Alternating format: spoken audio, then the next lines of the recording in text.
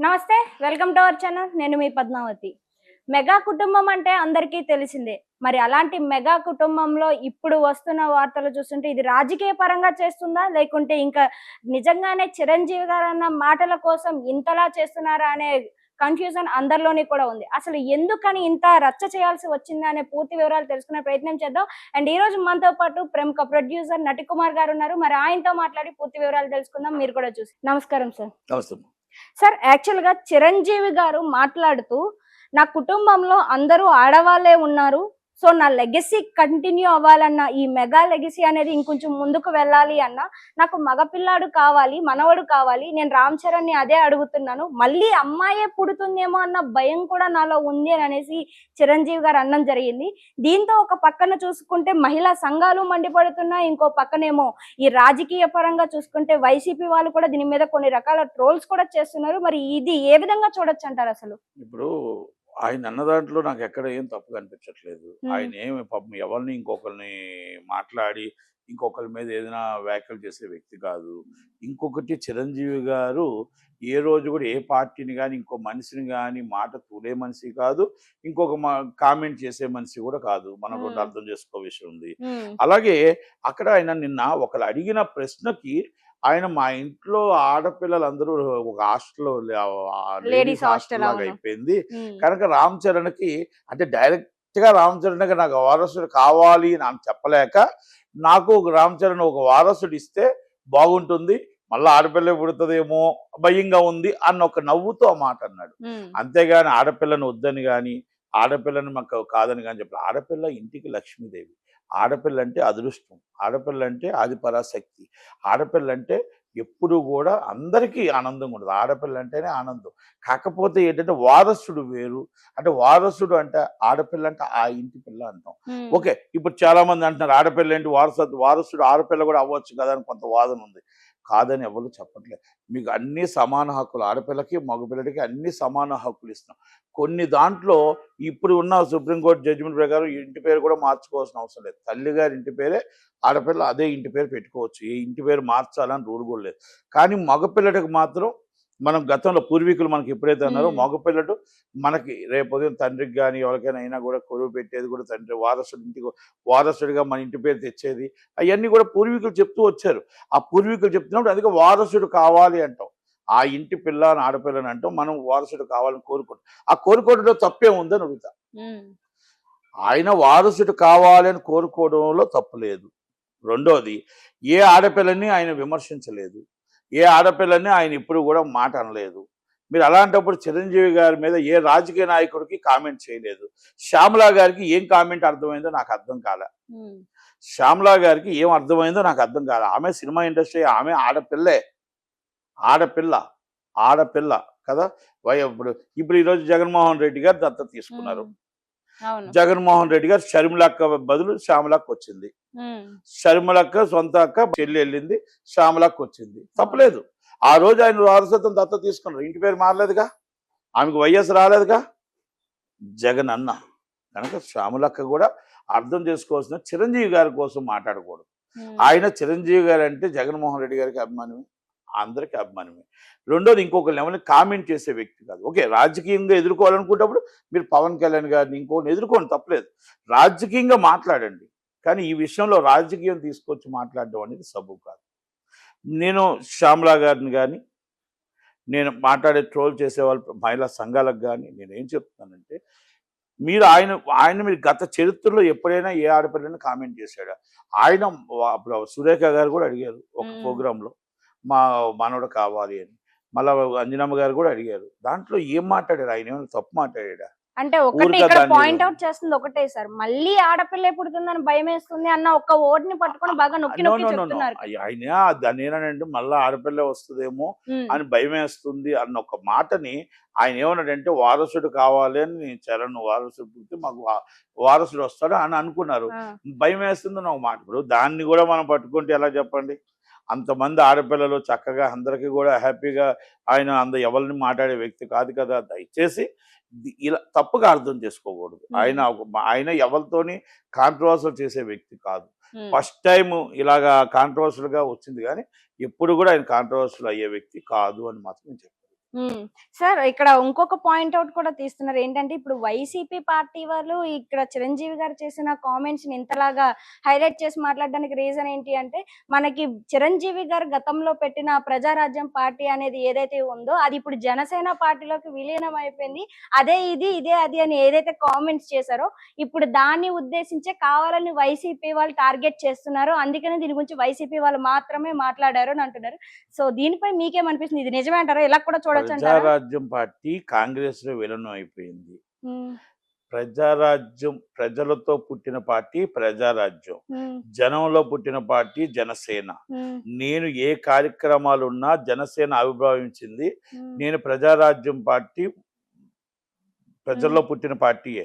అదే ఇక్కడ పురుడు పోసుకుంది నా తమ్ముడు రూపంలో అన్న దాని మీద అర్థం చేసుకోవాలి ఫస్ట్. హ్మ్. రెండోది, నేను రాజకీయాలకి స్వస్తి పలుకుతున్నా.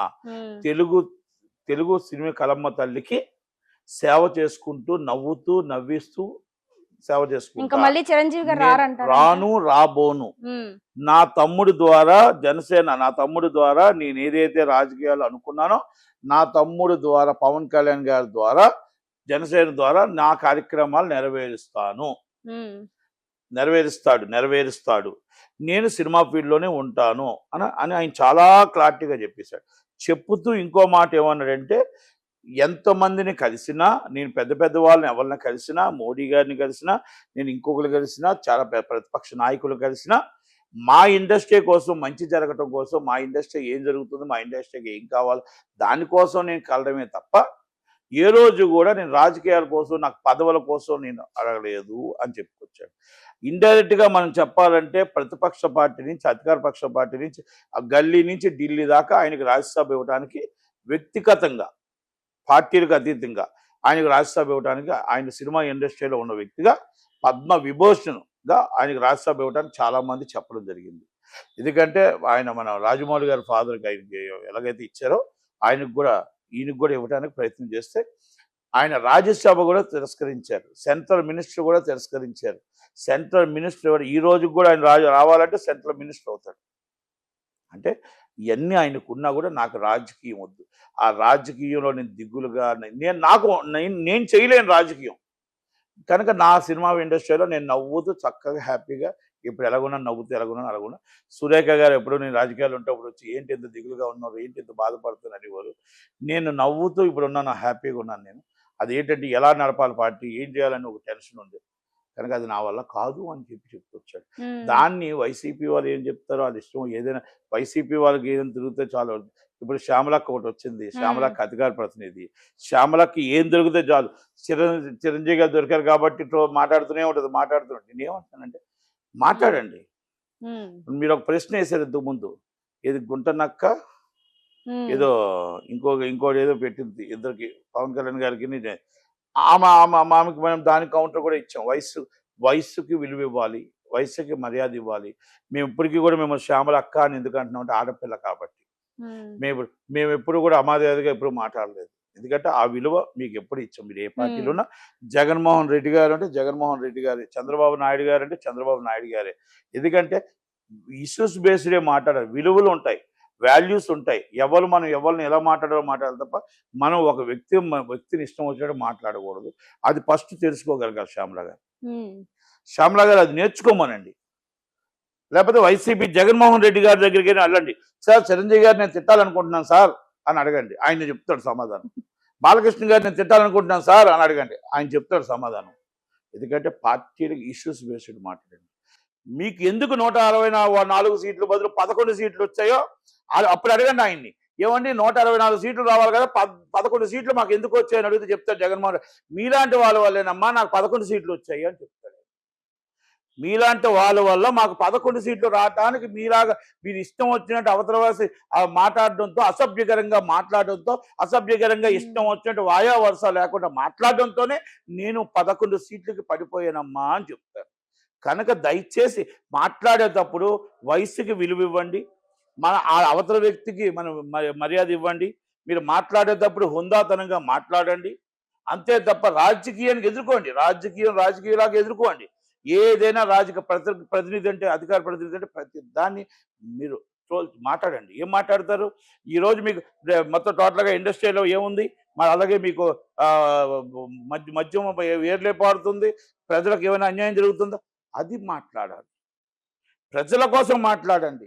అధికార ప్రతినిధి అంటే పార్టీని మాట్లాడితే పార్టీని కించపరచడం కాదు. చిరంజీవి గారికి పార్టీలకు ఏం సంబంధం ఉంటుంది చెప్పండి? దయచేసి ప్రతిసారి చిరంజీవి గారిని ఒక తీసుకొచ్చి మాట్లాడడం కరెక్ట్ కాదు. ఇంకొకటి కూడా చెప్తున్నాను, మీరు మళ్ళీ అడగడం నేను చెప్పడం ఎందుకు, ఇంకో మాట కూడా చెప్తున్నా. వాళ్ళ తాతలు సుమా గారు అడిగితే వాళ్ళ తాతలు ముత్తాతల కోసం హుందాతనంగా ఏదో జెండర్ విషయంలో తాతల విషయంలో వస్తే, మా తాత ఉండేవాడు, మా తాతకి 2 అమ్మమ్మలు ఉండేవారు, 2 భార్యలు ఉండేవారు, మాకు అమ్మమ్మలు అవుతారు.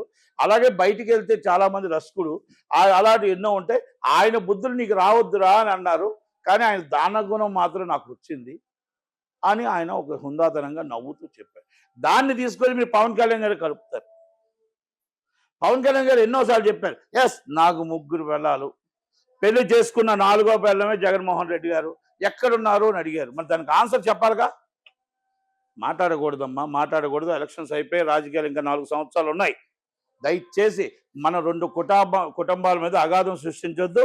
2 కుటుంబాల మీద మీరు ఆ మాట వ్యక్తిగతంగా మీరు వెళ్తున్నప్పుడు అవతల కాసు కూడా వ్యక్తిగతంగా మాట్లాడితే 2 కుటుంబాల మీద వ్యక్తిగతంగా వెళ్తాయి తప్ప ఇది రాజకీయం అవ్వదు. ఎందుకంటే చిరంజీవి గారు రాజకీయాలు మాట్లాడలేదు అని మాత్రం మీకు చెప్తున్నా.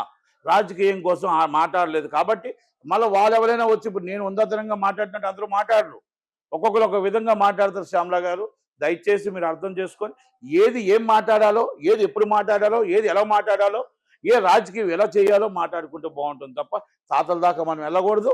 ఆయన హుందాతనంగా ఏదో ఆయన మామూలుగా అనుకోని మాటల్లో వచ్చిన మాటే తప్ప దయచేసి మిమ్మల్నో మీ పార్టీనో లేకపోతే ఇంకొకరినో అని మాట్లాడలేదు. కాబట్టి దయచేసి ఈ విషయాల్లో కూడా మీరు గమనించగలుగుతారని చెప్పేసి హుందాతనంగా జగన్మోహన్ రెడ్డి గారు కూడా ఆలోచిస్తారని, వైసీపీ నాయకులు కూడా ఆలోచిస్తారని. ఇది చిరంజీవి గారికి వైసీపీ నాయకులకి గొడవ కాదు. ఇది మీరు రాజకీయంగా పవన్ కళ్యాణ్ గారిని ఎదుర్కోండి, రాజకీయంగా ఇష్యూస్ వేసి మాట్లాడండి తప్ప ఇలాంటివన్నీ ఉండకూడదని. చిరంజీవి గారు ఎక్కడ తప్పు మాట్లాడలేదు, తప్పు తోలలేదు, అనుకోకుండా మాట్లాడిన మాటలే తప్ప ఆయన ఎవరితో ఎప్పుడు కాంట్రో